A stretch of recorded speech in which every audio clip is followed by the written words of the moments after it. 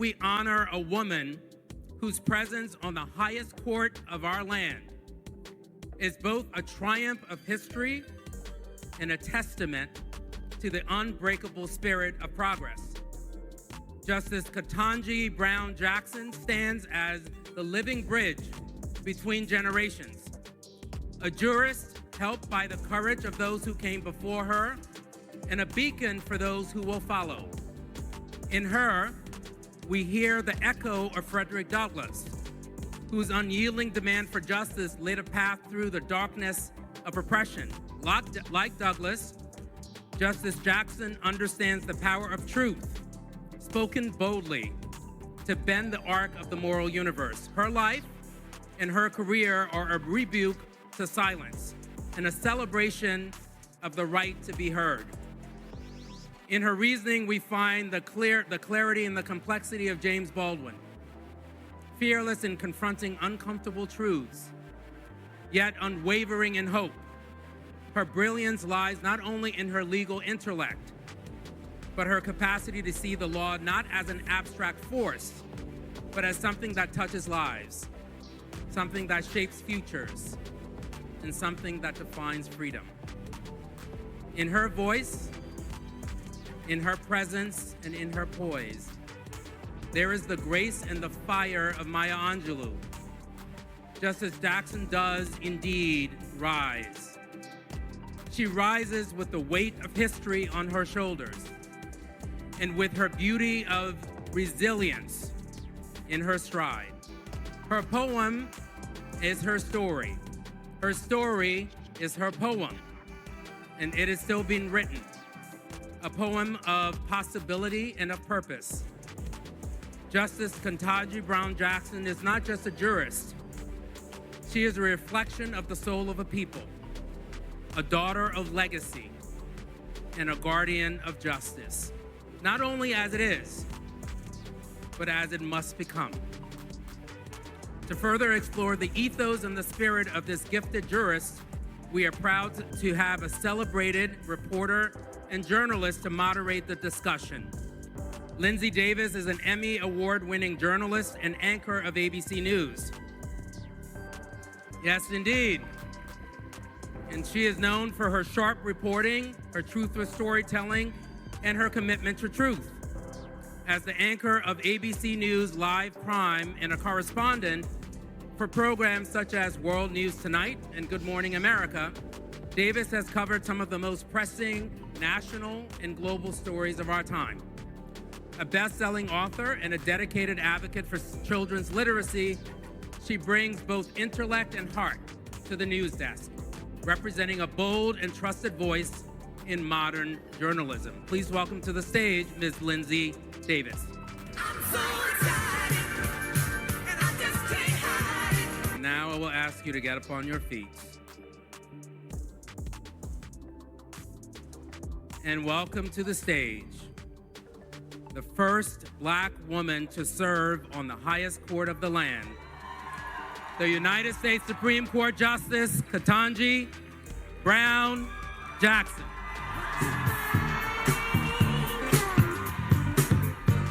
Good song. Really good taste in music. That was great. Thank you all so much. You may be seated. Thank you for being here. I like to start these kinds of sessions by reading a little bit from the preface of my book to get us warmed up. I had to keep reminding myself this moment was real. It was just before noon on the 30th day of June 2022, and I was standing in front of a plain wooden door that would soon open into the Grand West Conference Room of the Supreme Court of the United States. My family was already inside. My husband, Patrick, our daughters, Talia and Layla, and my parents, Johnny and Ellery Brown, were there among the family members and friends who had gathered to witness my historic swearing in. My heart was hammering so loudly that I wondered if the two black-robed men standing on either side of me, Chief Justice John G. Roberts and a retiring Associate Justice Stephen G. Breyer, could hear it too. Only 2 hours before, they and the other 7 justices of the Supreme Court had issued their final decision of the 2022 term. Justice Breyer, a pragmatic consensus builder, was now stepping down from that august body. Having been privileged to serve as one of his law clerks more than 2 decades before, I would be stepping up in his place.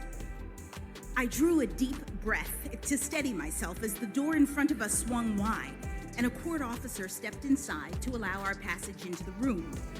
Suddenly blinded by bright lights, I took a moment to understand that the source was a bank of video cameras set up to record the ceremony. As my eyes adjusted and I processed into the chamber behind the 2 justices, I felt heartened by the sight of my loved ones beaming at me from the rows of chairs on the right side of the room. Chief Justice Roberts began by warmly welcoming those present. Then he turned toward me, now assuming a ceremonial air. "Are you prepared to take the oath?"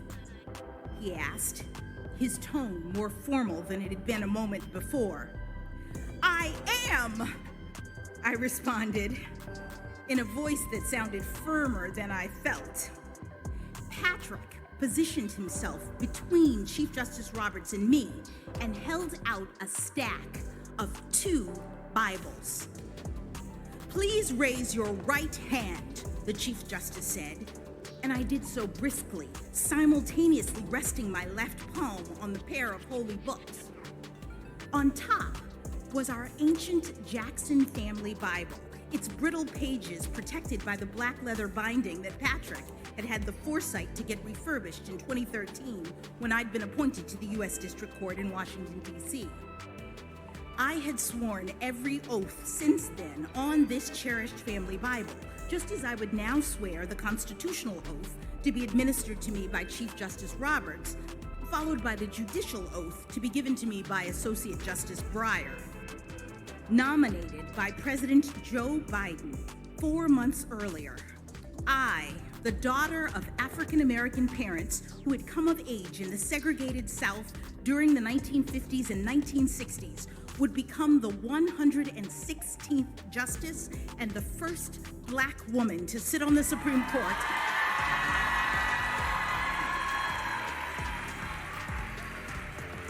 To sit on the Supreme Court in its 233-year history. These details made the other sacred volume on which I would swear my historic oath doubly significant. Tucked beneath our family's holy book was the Harlan Bible, donated to the court in 1906 by Associate Justice John Marshall Harlan. This tome had been used for the oath-taking by every Supreme Court appointee since then. Each new justice had also signed one of the book's flyleaves before being sworn in. When the court curator brought the Bible to me in my own temporary chambers later that afternoon so that I could add my own signature to the venerated roll, I thought about the justices of Harlan's era who collectively decided in the Plessy versus Ferguson opinion that state laws mandating the separation of people by race did not violate the 14th Amendment of the Constitution so long as the separate facilities were equal.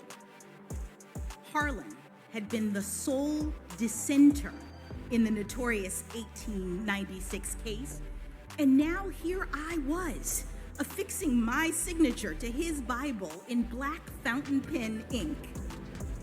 Only 1 generation after my mother and father had experienced the spirit-crushing effects of racial segregation in housing, schooling, and transportation while growing up in Florida, their daughter was standing on the threshold of history, the embodiment of our ancestors' dreams, ascending to a position that Justice Harlan and his colleagues likely never thought possible for someone like me.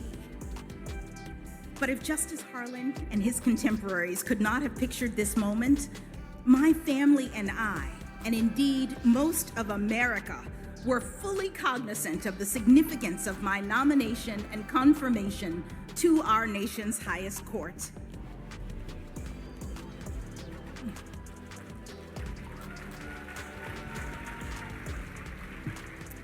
In subsequent conversations with people across the country, I learned that I had been carried on a million prayers lifted up on my behalf since the day of my nomination.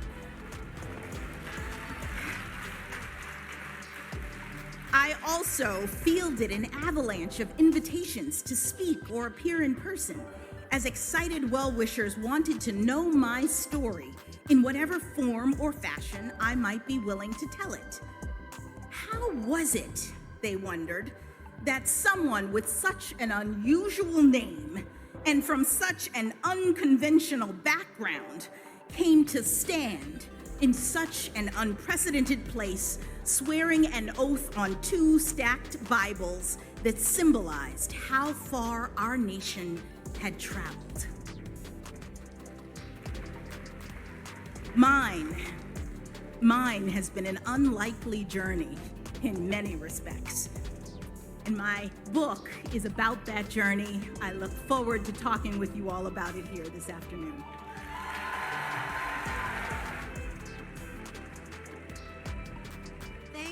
Thank you for that, Justice Jackson, and we are so grateful for your time and the opportunity to have the conversation. Happy anniversary, because it was 3 years ago this past week that you were sworn in as the first Black woman to the Supreme Court. It's hard to believe, but yes. And I so vividly remember when President Biden was introducing you as a nominee, and you approached the podium, and among the first words you said was, "I do know that one can only make it this far by faith."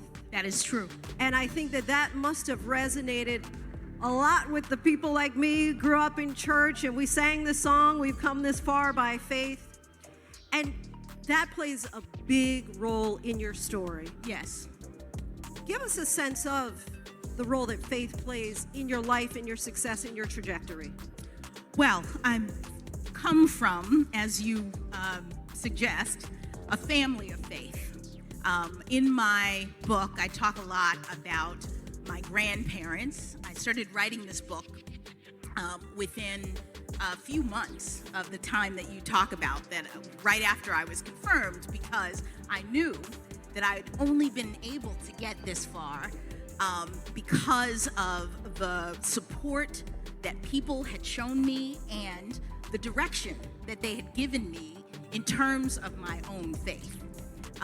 So my grandmother, who was the matriarch of our family, would take us to church when I was little. One of my biggest memories, the grounding memory for me, was going to a Black church with my grandmother and singing the hymns and hearing the Bible stories and the verses. And that kind of grounding in who you are and where your help comes from has been very, very helpful for me getting through this current situation.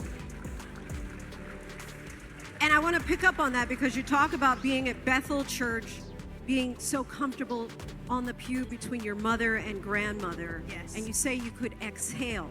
And I want to quote you there, because you said that your sense of being other melted away. And I'm so curious, in the midst of all your success, and now as a Supreme Court justice, do you still feel othered at times? Well, you know, I think I have been so fortunate to be able to have very different circumstances in my life. In the passage that you referred to, I was in elementary school and high school, growing up in my particular family, but going to predominantly white schools.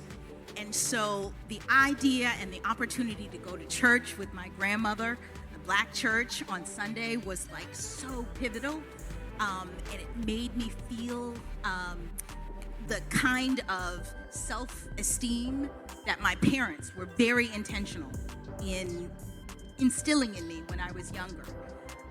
I think, you know, we all have opportunities in challenges of being in different spaces where we may not be in the majority. But, it's been such a wonderful opportunity for me to be on the court and do the work that I do. You say the word intentional. Yes. And it seems throughout your life you've been so intentional. At one point in the book, you say the vision precedes the passage. Yes. And intentionality down to the fact that at one point, you all, in a college essay she wrote, she says, not only do I want to be the first black woman on the Supreme Court, I also want to be the first one on Broadway. So it was like making history wasn't enough. I also want to be on Broadway. She's done both, by the way. Congratulations. Thank you. Thank you. But you refer to the idea of refusing to give up on oneself is the most critical indicator of eventual success. What was it about you that you refused to give up? I just grew up in an environment in which you weren't allowed to give up in a certain way. Let me just explain for some of you who don't know my background. I was born in 1970 in Washington, D.C., and the timing of my birth, I think, is critical to understanding my sense of self-confidence and the way in which I move through the world.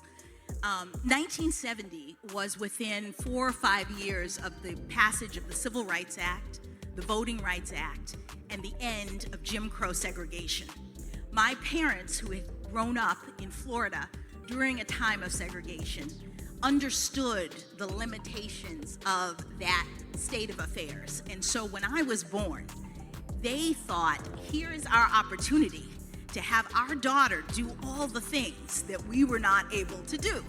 So if there were, music lessons, I was in the music lessons. If there was a swimming lesson, I was at the swimming lessons. I remember when I was 7 years old, standing on a stage like this, reciting Margaret Walker's For My People, that my mother made me memorize for the Dade County Youth Fair. So the idea of giving up on yourself was never really a choice for me, because my parents, who were public school teachers when I was born, decided that they were going to ensure that I knew that I could do anything I wanted to do. This past term, you wrote 24 opinions, second only to Supreme Court Justice Clarence Thomas. You made that Broadway appearance. You've had this whirlwind book tour. And I'd like to know what you find most challenging about being a Supreme Court justice and also most rewarding. Well, I'll start with the most rewarding. It is just the privilege of a lifetime to have this opportunity.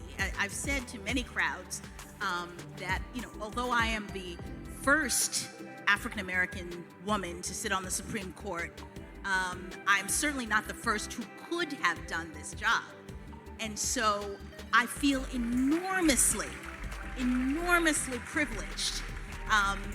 One of my long-time role models in the path that I've taken to the court is a woman named Constance Baker Motley, who was, she was the first African-American female federal judge appointed in this country, and she had been an appellate litigator. She was working with Justice Thurgood Marshall back when he was a judge. She helped to form the legal strategy for Brown versus the Board.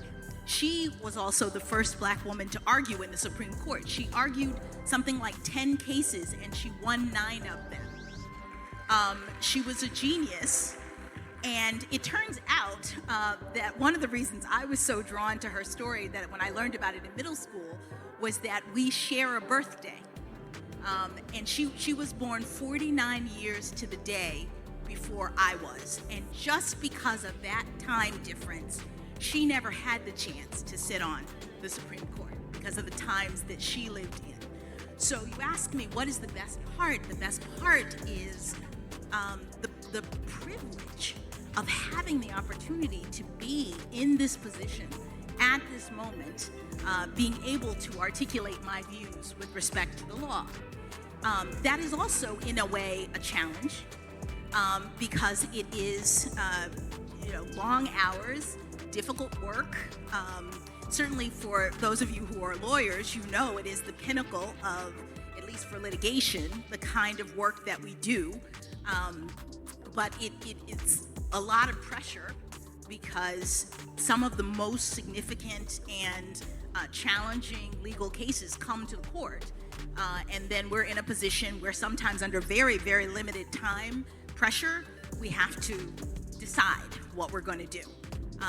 But again, I'm just so grateful to be in this position right now. And you were only 11 when you first read the publication. Now, maybe a shout out to Essence, because you were saying that it was either Essence or Ebony. You were flipping through Jet and or saw, Ebony. You know the magazines back then. Jet, Ebony, Essence. Right. That you learned about Constance, and I just want to quote, because I thought it was so interesting. One of the things you talked about was, before you had closed the magazine, I too could bear to imagine making history. Yes. And so it's so interesting when we talk about the Black publications, and that planted that seed for you early on. So your mentor, Justice Breyer, described his first 3 years on the bench as, he says, he was frightened to death. What has surprised you most in your first 3 years? Well, I don't know that there's been that much surprise for me. So, for one thing, I had clerked for Justice Breyer, so I was familiar with the Supreme Court. I had worked there before, and the institution itself doesn't change a whole lot, so it was 20 years before, but I knew something about the court. And I had also worked as a lower court judge at both of the prior levels. Our federal system has 3 levels: the trial court, the Court of Appeals, and the Supreme Court, and I had been a trial court judge for 8 years. So I knew something about judging. I think the thing that probably surprised me the most were some of the rituals that the justices do behind the scenes that aren't well known to the public. So, for example, before we go out on the bench, we shake each justice's hands, the other justices, as a ritual before we appear. We also, in conference, which is the meeting that we have after we have heard cases on the bench, we go back and we have a meeting and decide. Vote essentially on the cases. We do so in a very formalistic way that involves, an order of the justices speaking and voting. And I think I was surprised at how formal that process is. But there are some who have described the Supreme Court as a family. And even when there's some of the sharpest criticisms and divisions, that it doesn't cause a long-lasting rift. Has that been your experience? I think so, yes. I mean, we have lifetime appointments, so you're going to be with these people for a long time. And we absolutely do things in the court that are designed to facilitate a kind of relationship apart from what it is that we're doing in our daily work. So the justices, there are opportunities to have lunch pretty much weekly, and every time we sit, we have lunch, and the rule at lunch is that you don't talk about cases. So you learn about people's families and sports and books and movies and that kind of thing, and you get to know them outside of the work. But I think it's also, obvious that what we do is very challenging. We have very different opinions, and it's a tradition of the court that justices get to voice their opinions in the context of their opinions and writings, and we're good at separating out the work from our personal relationships. You write at one point, I walk daily along corridors where few Black Americans have been, much less worked. The Supreme Court was established in 1789. There were 115 justices before you. How much of a weight is it for you to be the first Black woman? Well, again, I don't know if it's a weight. It is privilege. I feel extraordinarily lucky Given the background that I explained to you about the many Black women and men who could have been appointed and did not get appointed because of the times in which they lived. And so I think I feel enormously grateful. I think I'm aware that people are watching.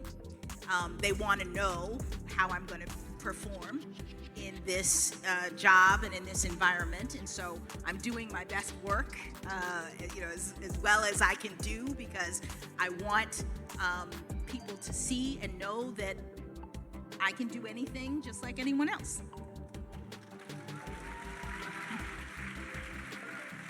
We're here at Essence Fest, which of course is at least in part intended to help empower Black women specifically. To the degree that you have reached the highest heights in your field, are there any pearls of wisdom that you might want to share? Oh my goodness, so many. I would say that it's nothing that you do comes easy. That you have to know that you're going to put the effort into the work. I invite a lot of young people to the court right now, which is one of my favorite things to do. Students, high school students, I've had elementary school students come, and I try to talk to them about doing whatever it is they want to do in life. And I say, figure out what you're willing to work for. Because if you think about it, even the greats, I'm thinking in sports, Michael Jordan, whoever, they had to practice really, really hard. They had to put in the work. And so sometimes I think, especially young people, think that people are just naturally talented or they're naturally smart. No, it takes effort. And so the thing that you are willing to work for is the thing that you should be doing with your life. And for me, it has always been like public speaking, writing, the kinds of things that lead to a career and a life in the law. So I would just say to Black women that you should listen to your own inner voice as to what is important to you and follow that path. Of course, our host here is a Global Black Economic Forum, and one of their main focuses is addressing economic inequities. And what ways do you think that the legal system could better address systemic inequities? Well, the legal system really isn't set up to address problems in the way that you're talking about. This is sort of the difference between law and politics. That it is the legislatures, both federally and at the state level, that look out into the universe and say, what is it that is a problem, and we need to address it by coming up with some kind of a solution. And of course, in a democracy, people are involved in talking with their legislators and trying to get solutions to problems like economic inequality. The legal system is actually structured differently. We can't really do anything until a case is brought to us. And the case is brought to us in the context of a conflict about a particular issue. And so our scope is much more narrow, I think, than the question that you're asking. You tell the story at one point about your parents. They're going to have friends over. They're going to fry some fish. Yes. And they come home only to realize they got spoiled fish. And you're later asking them questions. Why didn't you go back? Why didn't you get a refund? Do you think that it was racist that you ended up with this foul fish? And they give you a lesson in that moment where they say it is better to save one's energy for the fights that really matter. What are the fights that matter to you today? Oh my goodness.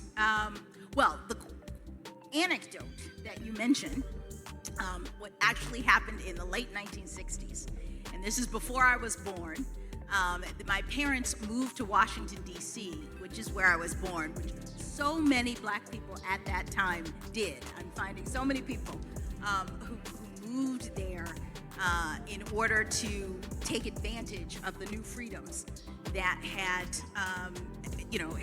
opened up for Black people at that time. And I thought it was a very interesting lesson that my parents taught me about managing oneself in terms of being a Black person and having to navigate in the spaces that we have to go through in order to be successful in our lives. You know, I think my work is obviously a very important challenge for me, that I'm saving my energy at times to direct my attention to writing as clearly as I can, to speaking as clearly as I can about the issues that matter. The story that I told reminded me of another story that I tell in the book related to the great Toni Morrison. So this is a story that I talk about when I was in college, and I went to Harvard, and my sophomore or junior year, we are walking through the campus. I'm living with 5 other Black women on campus, and I'm a very proud member of the Black Students Association, and doing our thing. And we come across a student, one of our fellow students, who has put up a huge Confederate flag in his window in the yard. And he has shined a light on it to make sure that everybody sees it. And this is in, you know, the early 1990s. And everyone, the Black students on campus, are absolutely taken aback by this. The BSA gets involved. People are passing out flyers. We're trying to get the university to get this guy to take it down.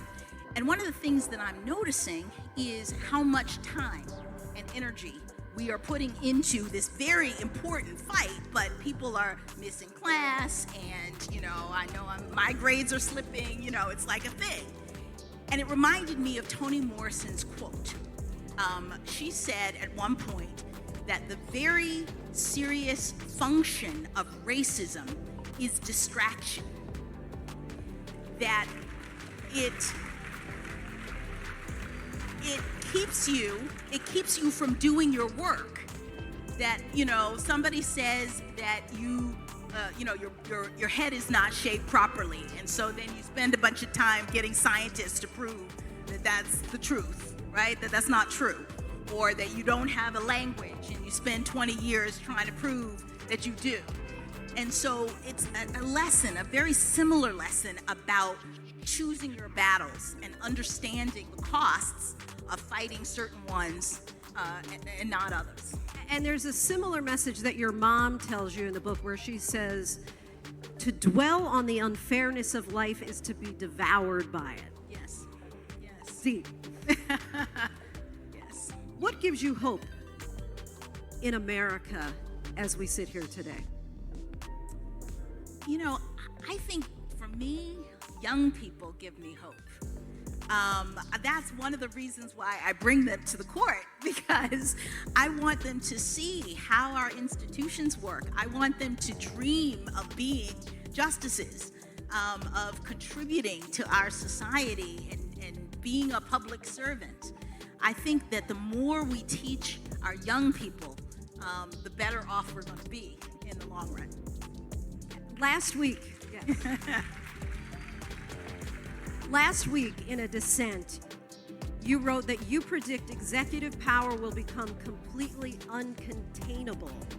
Just today, a professor was quoted in the New York Times talking about you and said Justice Jackson is trying to raise the alarm. Whether she is writing for the public or a future court, she is making a larger point about what she sees as not just the errors of the majority's position, but the dangers of it as well. Does the current state of American democracy concern you? So I am actually heartened that people are focused on the court, the work that we're doing, on the state of the government. Because again, as I mentioned, as a democracy, the people are supposed to be the rulers. The people are supposed to be leading in terms of the policies and the way in which our government operates. And so the more that people are engaged with our institutions, I think, the better. And so what I feel that I've been privileged to do is use the writings that I do, the work that I do, to explain my views about the way our government does and should work, the way the court does and should work. I think the nice part about being on the court is that you have the opportunity, whether you're in the majority or in the dissent, to express your opinions. You mentioned Justice Breyer. One of the things he used to say, sometimes people say, well, the court is so secretive. Nobody knows what goes on in the court. And he used to always say, I don't understand that. We are the only institution where people actually write their opinions when they vote. They tell you exactly what it is. And I just feel that I have a wonderful opportunity to tell people, in my opinions, how I feel about the issues. And that's what I try to do. I'm going to circle back on that. Just there's a famous quote that says, if you're not scared, you're not paying attention. And just because you have such a seat, a unique seat, are you concerned about the state of democracy today? You know, my feelings about the state of democracy have been expressed in the context of my opinions when issues come up related to democracy. So it's hard to say, am I concerned in a general way?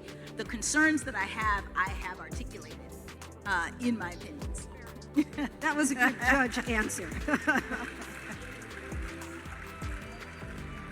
Do you feel that there's an increased danger for judges at any level, and not just physical threat, but also if you have, let's say, a politician who doesn't like one of the decisions and they say publicly that judge should be impeached?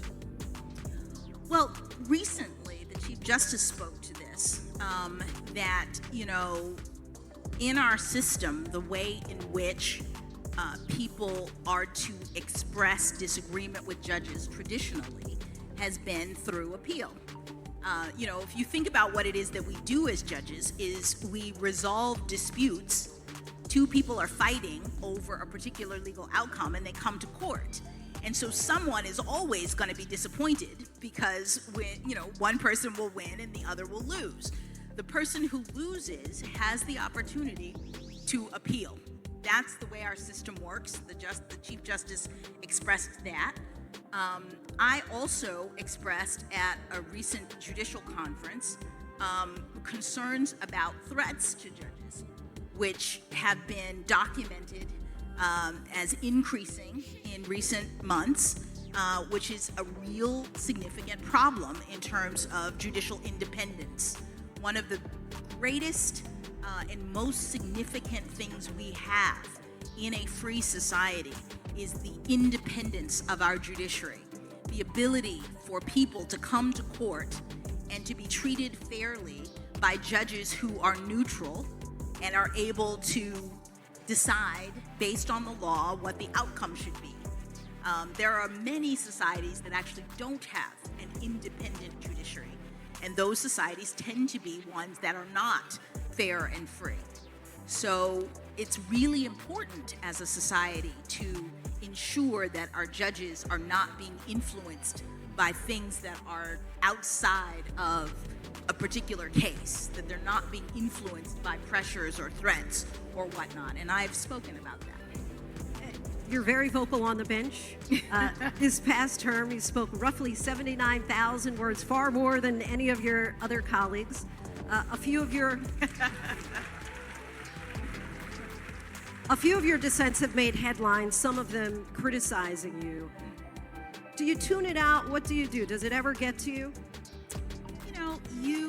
Do I hear about it sometimes? Yes. Am I on social media? No. And it's funny to me how people focus on how much I talk at oral argument. As I said, I was a judge for 8 years before I became a Supreme Court Justice, and I said to people, why are you surprised? This is the way I always operated. People are not paying attention. I was always this person on the bench. And so it's been a bit of an adjustment because as a trial court judge, you have your own courtroom. So you can go on as long as you want. And so trying to make sure that my colleagues get to ask some questions has been a challenge for me. But I've enjoyed it. I really have. And, you know, I do think that the work that I'm doing is important and that I'm doing it to the best of my ability. When I went to my investiture, which is the big formal ceremony where they swear you in, and the big party that you have in celebration of being inducted onto the bench as a Supreme Court Justice, I said in my speech, I have a seat at the table now, and I'm ready to work. And I meant that. So I'm doing what I can. Doing the work. With this position. I understand you've taken up boxing. I have. What made you get into that? So actually, you know, I was looking for a physical outlet, so stepping up my, and one of my detail members is a boxer, and she said, you should really try this, and I know someone who can train you, and he's been great. I really enjoyed it. You tell the story in your book about how it was so important to your parents that you learned how to swim early on. Yes. And I'd like to ask you to share the swimming pool mishap, but more importantly, the lesson that you learned about yourself as a result of it. Well, I grew up in Miami, Florida. I was born in D.C., but my parents were from Miami, and my father decided to go back to law school. He was a public school teacher in D.C. when I was born, and he was a history teacher, and he was taking his kids to, you know, the Capitol and to the court and whatever, and he said, I really would like to know more, learn more about the law. And so we went back to Miami, and of course, when you're there, almost everybody's got a pool or you're near the water, and my mother was like, you need to learn how to swim. So I took lessons, and I felt very, you know, confident in my ability to swim, but mostly I like to float. Floating was the thing that I loved to do. The particular incident you're talking about was a summertime end of school party that one of my mother's teacher colleagues had, and we went to this guy's house. I might have been 7 or 8 years old, and he had a huge pool, and all the kids were in the pool, and I decided that I was gonna float in the deep end because all the kids were in the little end, and in the shallow end. And I'm in the deep end, and I roll over on my back, and the sun's in my face, and I'm feeling good. And when I open my eyes and look over, I'm like too far from the wall. And I just panicked. And I started to flail, and I sank to the bottom of the pool in the middle of this pool party. And my mother, for some reason, looked up and looked around for me, and I was in the bottom of the pool, and the guy whose house it was jumped into the pool fully clothed and pulled me out and saved me. And I was obviously very relieved to have been saved, but mostly I was so disappointed in myself because I knew how to swim. So why had I panicked? And I just remember, you know, my parents really talking to me about it and me feeling like never again when I'm in the deep end of any situation will this happen to me. I will swim. Because you know how to do it. Because I knew how to do it. It was just the fear of the moment Exactly. that you felt That overcame overwhelmed. me. Exactly. But you had the skill set. And I think about that incident a lot because there are a lot of overwhelming things that have happened to me since. But, you know, I've just had this very strong determination to survive. What role, if any, should empathy play in a judge's decision making? Well, it depends on what you mean by empathy. You know, I think people have lots of different viewpoints as to what empathy means. Certainly, judges are responsible for hearing the arguments of both sides, trying to understand the positions that the different litigants are putting before them, looking at the law, and making a determination as to what the law requires. I think there's a degree of that requires a judge to have an understanding of the people and the circumstances that are being presented. One of my favorite quotes is from Oliver Wendell Holmes, who said that the life of the law is not logic, it is experience. And it's the idea that judges who've experienced a lot of things in their lives, interacted with lots of people, done a lot of different jobs at different levels, have a very good sense of whose argument makes the most sense in a particular set of circumstances. It's your experience that helps you to fairly evaluate the circumstances in a lot of cases. In one dissent, you wrote, with let them eat cake obliviousness, today the majority pulls the ripcord and announces colorblindness for all. In a more recent dissent, you wrote, with deep disillusionment. And I'm not asking you about a particular case, but I am curious if you feel that some rulings pose an existential threat to the rule of law. Well, I wrote that in one of my opinions, so I guess the answer is yes. I think that we have different kinds of cases that have different implications. And sometimes, the court will consider issues that actually relate to the lives of almost everyone in the country. Sometimes we have cases that are very narrow, that they really only affect a small number of people.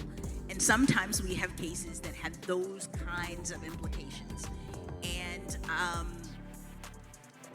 are there cases in which there are issues that have that kind of significance? Absolutely. Most people really don't know the inner workings of the Supreme Court. Would you say that there are any, off the top of your head, misconceptions about Supreme Court justice? Misconceptions. I don't really know what most people think of the Supreme Court or justices in general. I think the work that we do, as I said, is very important. It's very significant. I encourage people to come to the court. I encourage people to see an argument. When you're in D.C., you can come and understand how the court operates. I don't really know whether there are misconceptions that people have. Yeah. The heights by great men reached and kept were not attained by sudden flight, but they, while their companions slept, were toiling upward in the night. Yes. That passage has been hung in every office you've worked in. Why is it so significant to you? Because it's about the work. It's about the work. In other words, I think that from a very early age, I had the sense that I could control my circumstances and perhaps even my destiny by putting in the work. And so it became my brand as a student, as a lawyer, as a judge, to be the first one in the office and the last one to go home, to put in the hours and the effort that was necessary for me to be excellent at whatever it is that I was doing. The poem that you read, I learned about in high school, and it's the Ladder of St. Augustine by Henry Wadsworth Longfellow, and I just loved it. The idea that while some people were sleeping, there were other people who were working, and that was me. Let's go back to your freshman year of college at Harvard. It's right before your 18th birthday. You shared this story in the book. You also shared it at your confirmation hearing, that you were feeling down, lacking a little confidence. Can I do the work that's required here at Harvard? And a black woman who you hadn't seen before and haven't seen since comes, passes you by, looks at you, and simply says, persevere. Yes, ma'am. In the book you said, it's one word, but it was everything. It's everything. as we sit here today, finally, is there one word that you would give the audience, perhaps for somebody who is feeling doubtful, skeptical, unsure, uncertain? Oh my goodness. I don't know that I would have a particular word. That story has obviously stuck with me because it felt like being given a lifeline.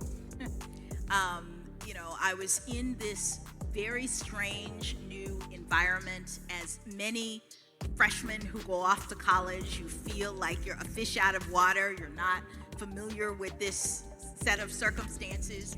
And it was like, you know, a stranger giving me the key to survival on campus. A Black woman, like I said, who I didn't know, who just whispered that to me as we passed each other.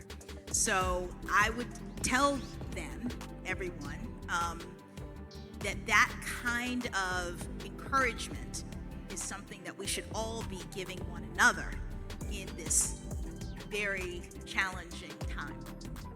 We need to be there for one another, supporting each other, uplifting each other. You know, I don't know whether that woman saw the look on my face or whatnot, but she felt compelled to reach out to me. And so I would just encourage you all to do that for even strangers that you meet who may need a word from you right now. Justice Jackson, we thank you so much for the time.